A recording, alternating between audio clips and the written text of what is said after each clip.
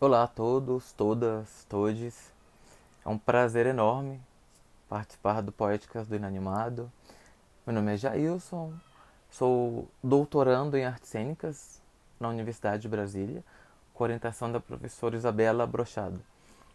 Hoje eu vou dividir um pouquinho da nossa pesquisa de doutorado, que é intitulado Teatro de Animação e Sala de Aula Invertida, como processos de aprendizagem e socialização com estudantes do terceiro ciclo. A proposta que nós estamos desenvolvendo é uma experiência, uma vivência com os princípios do teatro, uma introdução dos princípios do teatro com estudantes do sexto ao nono ano a partir do teatro de formas animadas. A criança, quando vem aqui na Secretaria de Educação do Distrito Federal, que é onde eu trabalho, eu sou professor da Secretaria de Educação. A criança vem do primeiro ao quinto ano com pouquíssimo contato, né, com as aulas de arte, sobretudo com aulas de teatro. E pensando nessa lacuna que existe, a criança entra no ensino, no terceiro ciclo do ensino fundamental, com muita vergonha de criar um personagem, de participar de um improviso, de entrar em jogos teatrais e pensando nessas barreiras que existem é que nós construímos uma proposta pedagógica dividida em 3 anos: sexto ano, sétimo ano, oitavo ano. Que na verdade isso ainda está muito aberto, porque agora que nós estamos com um ano de doutorado, existe a possibilidade de dessa proposta se estender para o nono ano. A ideia é que no sexto ano, ao invés da criança entrar em cena diretamente, nós vamos para uma exposição gradual desse corpo em cena, dessa criança em cena. No sexto ano, ela vai experienciar o teatro de sombras. No sétimo ano, ela vai viver o processo de boneco de luva. No oitavo ano, ela vai passar pelo processo de boneco de animação direto, boneco de balcão. E aí uma possibilidade é que no nono ano essas turmas elas apresentem um experimento cênico contendo essas 4 possibilidades: teatro de sombras, boneco de luva, boneco de balcão e a própria criança em cena, se utilizando de todas as possibilidades que a animação oferece. Neste momento, nós estamos no meio da aplicação das aulas com teatro de sombras. Essas aulas aconteceram da seguinte forma: nós começamos, já que é o primeiro ano das crianças com o contato direto com o professor de artes e um professor de artes cênicas, nós pensamos, inicialmente era uma proposta de 20 aulas, porém com a pandemia isso foi repensado e aqui no GDF nós voltamos, em Brasília, nós voltamos com o ensino híbrido escalonado. Então, as turmas são divididas em grupo um e 2. Primeira semana vem o grupo um, segunda semana vem o grupo 2. De 20 aulas nós reduzimos para 10 porque seria impossível a aplicação de 20 aulas, já que tudo que é ensinado na semana um para o grupo um tem que passar para o grupo 2 também. Nós começamos as aulas com introdução aos elementos do teatro, um pouquinho de história, passando Grécia, Roma, falando sobre alguns elementos que auxiliam na composição de uma cena: cenografia, figurino, iluminação, sonoplastia, maquiagem, a própria interpretação em si, texto, corpo. A partir disso, nós fomos para a animação. Um contexto sobre teatro de animação, sobre teatro de sombras, boneco e aí as suas divisões. E partimos para a experiência com teatro de sombras.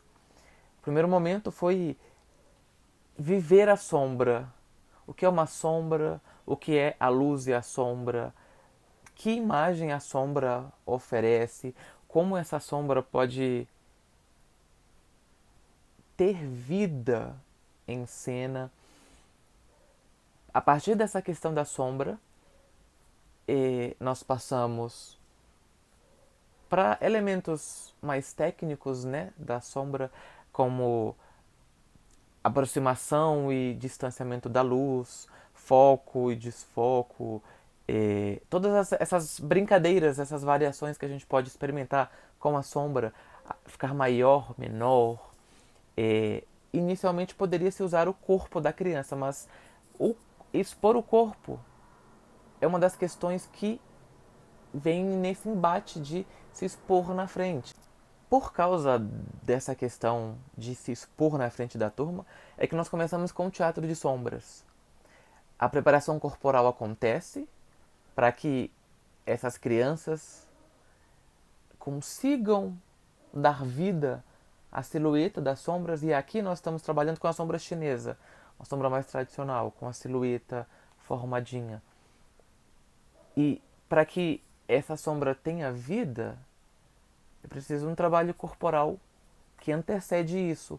E é nesse momento que nós estamos da pesquisa, nessa experiência corporal que antecede a sombra, para se chegar à sombra e apresentar algo. Para finalizar minha fala, vou compartilhar com vocês um experimento que eu fiz para as minhas crianças na escola, falando justamente dessa progressão gradual, desse corpo que ainda não quer ser visto, mas que será mostrado. Foi, mais uma vez, é um prazer enorme estar no Poéticas do Inanimado e que esse evento seja lindo para todos, todas, todes. Beijo. Era uma vez uma escola como outra qualquer. Nela, algumas crianças brincavam todos os dias. Mas existia uma criança que era muito, muito, muito tímida. Ela morria de vergonha de falar para toda a turma. Ficava sempre sozinha no seu canto, olhando para o céu e imaginando até onde iriam as nuvens. Certo dia, um professor, biruta, disse a seguinte frase para ela: Fulano, sua vez de apresentar para os colegas. A criança olhou para o professor, olhou e continuou olhando. Ficou imóvel no seu lugar. Ao ver que a criança continuou parada, o professor repetiu a mesma frase: Fulano, sua vez de apresentar para os colegas. Ainda perdida e com muito medo, a criança pegou dentro da sua mochila algumas coisas e foi mostrar seu trabalho para a turma. A criança ficou embaixo da mesa do professor. Levantou 2 personagens que conversavam sobre o céu, as estrelas e sobre a imensidão de lugares que eles poderiam e gostariam de conhecer depois que pousassem na Lua. Após a criança mostrar sua criação artística, o professor biruta disse a seguinte frase: Seu trabalho está incompleto. Nós precisamos ver você em cena, não somente as suas mãos. A turma precisa ver seu corpo todo. Refaça e apresente amanhã, sem falta, ou você vai tirar 0. Compreendeu? A criança ficou parada embaixo da mesa do professor até todos saírem da sala. Ela continuou com seus braços levantados e mostrando os bonecos de luva que tinha feito com tanto capricho, tanto carinho. Naquele momento, antes de ir para casa refazer o trabalho, a criança teve uma ideia brilhante.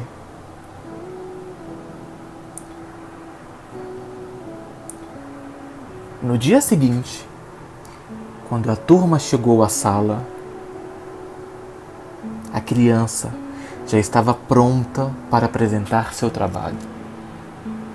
Ela estava sentada em uma cadeira ao lado da mesa do professor Biruta. Dessa forma, todos os colegas de classe poderiam ver seu corpo por inteiro. A criança segurou um boneco em cada mão.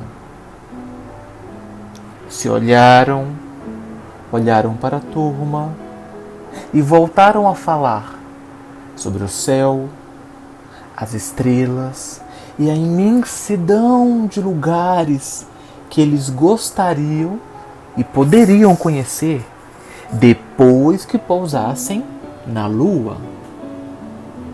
Em seguida, a criança pegou outro boneco. Os dois se olharam para a turma, se olharam novamente e começaram a conversar. Conversaram sobre o céu, as estrelas e sobre a imensidão de lugares que eles gostariam e poderiam conhecer depois que pousassem na Lua.